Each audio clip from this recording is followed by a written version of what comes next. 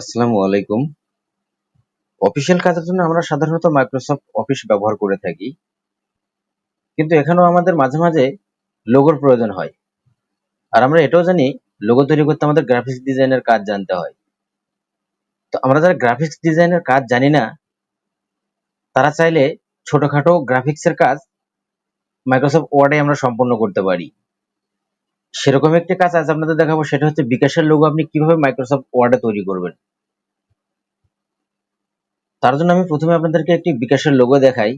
আমি এখান থেকে ইনসার্ট করি, ইনসার্ট থেকে আমি যাব পিকচার, এখান থেকে অনলাইন পিকচারে যাব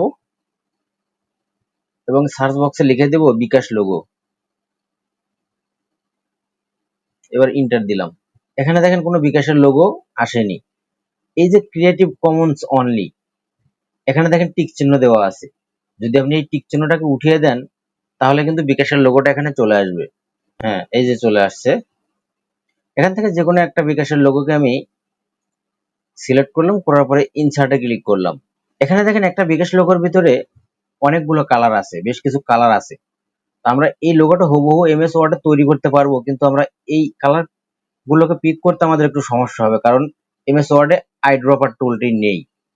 ফটোশপ ইলাস্ট্রেটরে যেভাবে আইড্রপার টুল ব্যবহার করি আমরা, কিন্তু এমএস ওয়ার্ডে আইড্রপার টুল নেই।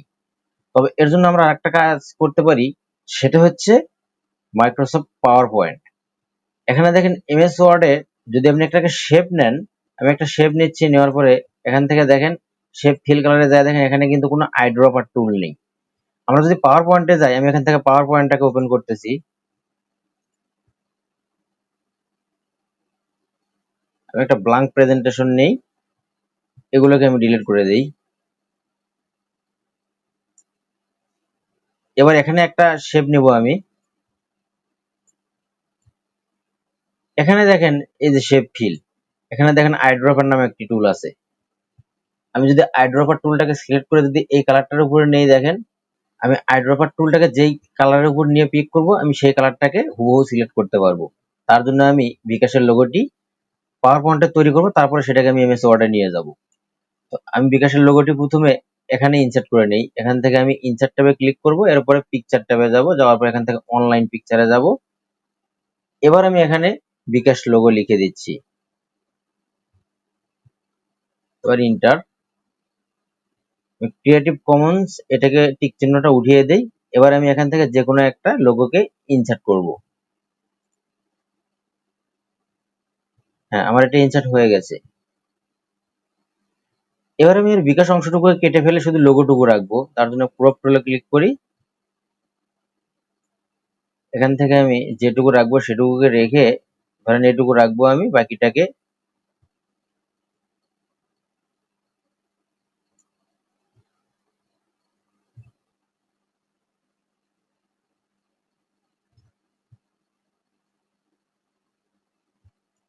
এবার যদি আমি ইন্টার দেই, তাহলে বাকিটুকু কেটে যাবে এবং আমার এই অংশটুকুই থেকে যাবে। এবার আমি এটাকে লক করব, যাতে এটা নড়াচড়া না করে। তার জন্য আমি মাউসের রাইট বাটন ক্লিক করব, করার পরে এখানে দেখেন লক নামের অপশন আছে। এই লকের উপর ক্লিক করলে এটা লক হয়ে যাবে। দেখেন এটা কিন্তু এখন আমি চাইলেও কোনো দিকে নড়াচড়া করতে পারবো না। আমার এই পিকচারটাকে লক হয়ে গেছে। এখন আমাকে কি করতে হবে, ইনসার্ট ট্যাবে যেতে হবে। যাওয়ার পরে এখান থেকে শেপ ক্রিয়েট করতে হবে। আমি শেপের উপরে ক্লিক করলাম, করার পরে এখান থেকে আমি নিব হচ্ছে এই যে আইসোসেলস ট্রায়াঙ্গেল, যেটাকে আমরা ত্রিভুজ বলি, এটাকে নিব। নেওয়ার পরে এখানে একটা ত্রিভুজ আঁকবো আমি, যে কোনো একটা মাপের ত্রিভুজ আমি আঁকলাম।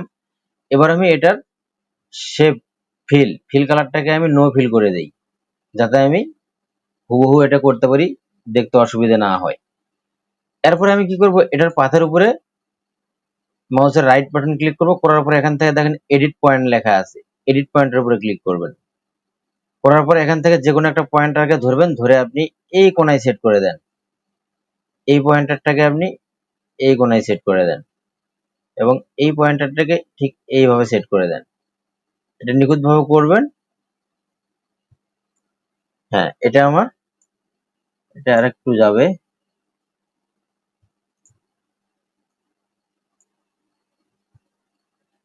হ্যাঁ, এটা আমার সেট হয়ে গেছে। এবার আমি কি করব, এটাকে কপি করব। এটাকে কপি আমি দুইভাবে করতে পারি। আমি চাইলে এটা কিবোর্ডের কন্ট্রোল কি প্রেস করে এটাকে টেনে নিয়ে যে এখানে কপি করতে পারি। এটা কিন্তু আমার একটা কপি হয়ে গেছে। এখন যদি আমি কিবোর্ড থেকে কন্ট্রোল প্লাস ডি চাপি, এটা ডুপ্লিকেট কপি আরো কপি হয়ে যাবে। তো আমার এখানে কয়টা লাগবে মোট দেখেন, এই একটা, এই একটা, দুইটা, তিনটে, চারটে, পাঁচটা, ছয়টা, সাতটা, আটটা, মোট 8টা লাগবে আমার এটা। তাহলে আমি কি করব, এখানে দুটো আমার হয়ে গেছে, আরো 6টা, কন্ট্রোল ডি দিলাম, আর একটা হয়ে গেল, একটা, দুইটা, তিনটা, চারটা, পাঁচটা, ছয়টা, 6টা হয়ে গেছে। এবার আমি একটা একটা করে নিয়ে যে একটার উপরে রেখে দেই। আমি যেটাকে যে জায়গায় সেট করবো সেটার উপরে নিয়ে যা রেখে দিচ্ছি আমি। হ্যাঁ, এবার আমি কি করবো, একটা একটা করে এই মাপ মতো সেট করব। এটার উপরে ক্লিক করলাম, করার পরে এখান থেকে আমি এডিট পয়েন্টে যাব। এবার আমি এই পয়েন্টার গুলোকে ধরে এর সাথে হুবহু মিলিয়ে নিব। তারপরে এটাকে মিলিয়ে নিলাম।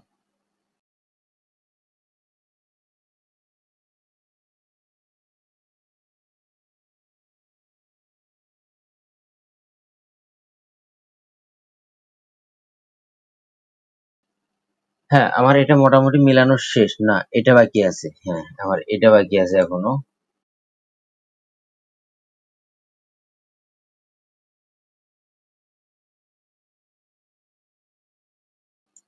হ্যাঁ, আমার সবগুলো মেলানো শেষ হয়ে গেছে। এবার আমাকে এটাকে কালার পিক করতে হবে। তো তার জন্য আমি প্রথমে কি করব, এটাকে সিলেক্ট করব, করার পরে আমি যাব শেপ ফরম্যাট। এই শেপ ফরম্যাটে ক্লিক করার পরে দেখেন এখানে শেপ ফিল আছে। আপনি প্রথমে এই শেপ ফিল থেকে যাবেন আই ড্রপার। আই ড্রপারটা নিয়ে কি করবেন, এই যে দেখেন আপনার মাউস পয়েন্টারে এখন এটা কলমের চিহ্নের মতো আসছে। এটা নিয়ে আপনি যে কালারটা এখানে ফিল করবেন সেই কালারের উপরে ক্লিক করবেন। এই সেম কালারটার উপরে আমি যদি ফিল করে দেই, ক্লিক করি, তাহলে এটা ফিল হয়ে গেছে। এটা এটা কিভাবে বুঝবেন ফিল হয়ে গেছে, এটা যদি এখন টান দিয়ে বাইরে নেন, দেখেন এই যে সেম হুবহু কালারে ফিল হয়ে গেছে এটা। এখন আমি কি করব, এটাতে পিক করব এই একই কালার। আবার আমি আইড্রপার টুল নিব, এই কালারটাকে পিক করব সেম ভাবে। এটা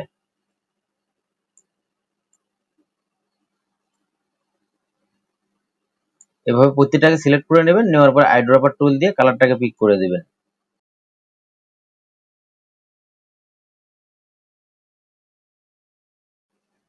হ্যাঁ, আমার সবগুলো তো কালার দেওয়া শেষ। এবার আমাকে কি করতে হবে, এর আউটলাইনটাকে নান করে দিতে হবে। তার জন্য আমি কি করব, এই সবগুলোকে একসাথে সিলেক্ট করব।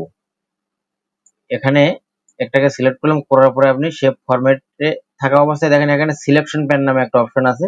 এই সিলেকশন প্যানে ক্লিক করবেন, করার পরে ডান পাশে যে প্যানেলটা ওপেন হবে, এখান থেকে আপনি কি করবেন, শুধুমাত্র পিকচার এটা বাদ দিয়ে বাকি যেগুলো আছে আইসোসেল, ট্রায়াঙ্গেল, এই সবগুলোকে সিলেক্ট করবেন। প্রথমে একটাকে সিলেক্ট করলেন, করার পরে কিবোর্ডের কন্ট্রোল কি প্রেস করে একটা একটা করে সবগুলোকে আপনি সিলেক্ট করে নেবেন।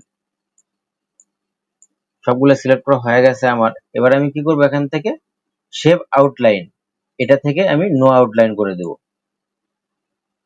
এবং নো আউটলাইন করার পরে আপনি বাইরে কোথাও ক্লিক করবেন না।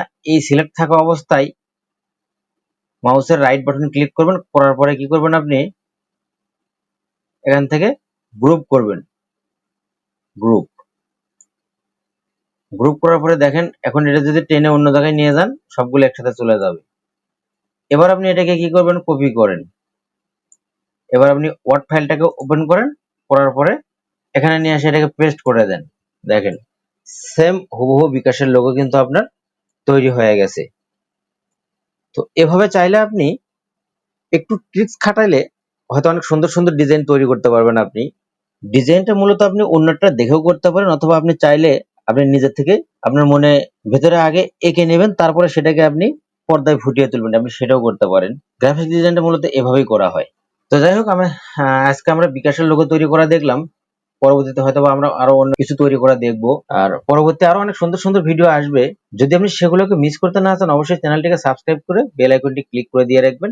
আর সে পর্যন্ত চ্যানেলের সাথেই থাকবেন। ধন্যবাদ।